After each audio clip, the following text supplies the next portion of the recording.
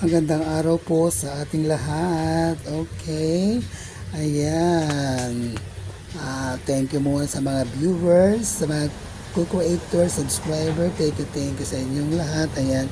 May bago akong i-share na coin. Ayan. May nakalagay na Republika ng Pilipinas, Bagong Bayani. Ayan ang ating mga bayani. Ayan sila. Ayan ang mga bayani. Tingnan natin ang likuran.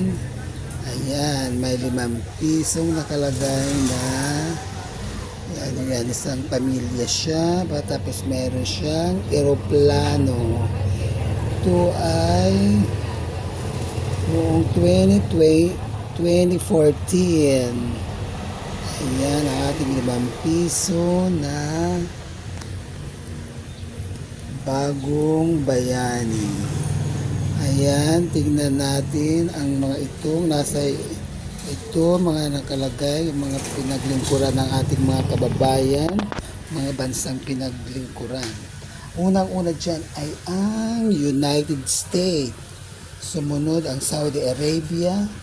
Sumunod ang Malaysia, UAE, Canada, Japan, Australia, Qatar, United Kingdom, Mexico, Hong Kong, Singapore, Kuwait, Taiwan, Jordan, South Korea, Germany, Poland, Bahrain, France, Oman, Israel, Lebanon, Libya, Guam, Switzerland. At saka ang pinakahuli dyan ay ang Norway.